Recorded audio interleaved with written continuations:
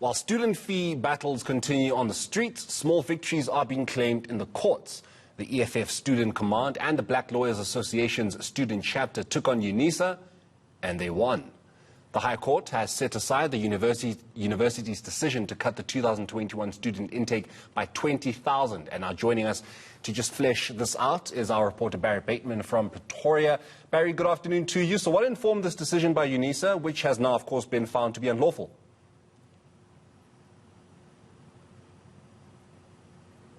Yeah, good afternoon. Well, it was pretty much a directive that came straight from Higher Education Minister Blade Nzimande.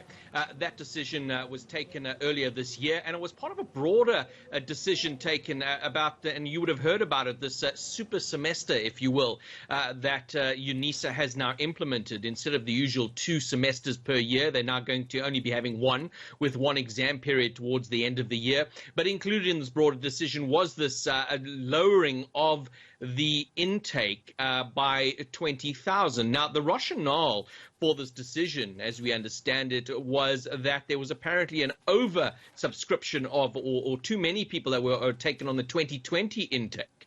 And this was to account for that, but also the potential pressure that the intake of this year would provide on the student funding scheme NSFAS. But if you've just looked at what's happened in the last week, I think events have overtaken what has happened in the court. While the court has ruled that their decision to cut the intake by 20,000 was unlawful and invalid, thus setting it aside, and Unisa would have to take them in, you would have seen that decision that Minister Blade Nzimande announced just a few days ago following that cabinet meeting. That cabinet has resolved to reprioritize some of the budget from the higher education department, and that all deserving students who qualify for NSFAS will, of course, be receiving their funds. Nevertheless, this was a significant, I suppose, small victory for the student command at Unisa, and it is also a review of the decision that was the directive given by Minister Blade Nzimande. Barry, how has Unisa responded to this?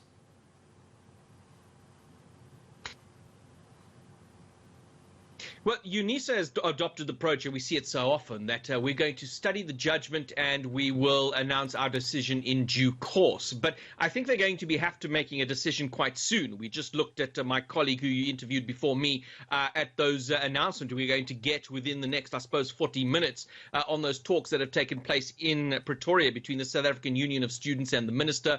And we're going to potentially see continuing disruptions and demonstrations this week. So I'm sure Unisa is keeping a very close eye on it, given the decision taken by the Minister earlier this week in Cabinet that the funding will be rolled out. It doesn't seem that it would be advisable that Unisa takes this decision on review. Rather, it would have to focus on the potential other demands that are going to be, or rather, the demands that have been placed on higher education institutions, such as the abolition of or the doing away with historical debt. Barry, just before I let you go, in the bigger scheme of things, of course, this continues to be a fight that we've had for 6 years now, the fees situation. In the bigger scheme of things, what does this particular victory mean?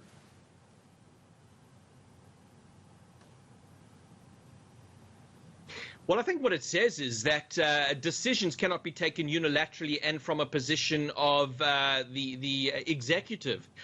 It was an administrative decision, essentially, that was handed down. I think what it says is that when decisions are going to be made that involve the well-being or the studies of students, there has to be broader consultation. There needs to be taken into account the impact that this will have on students. In Unisa's in the sphere of Unisa, as a distance learning institution which enrolls hundreds of thousands of students every year, a decision to just simply decide we're not going to enroll 20,000 people, it has a significant knock-on effect over the next couple of years.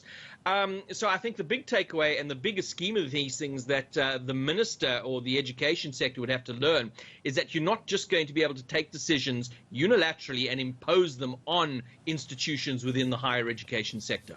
Barry, thank you so much. That is our reporter, Barry Bateman.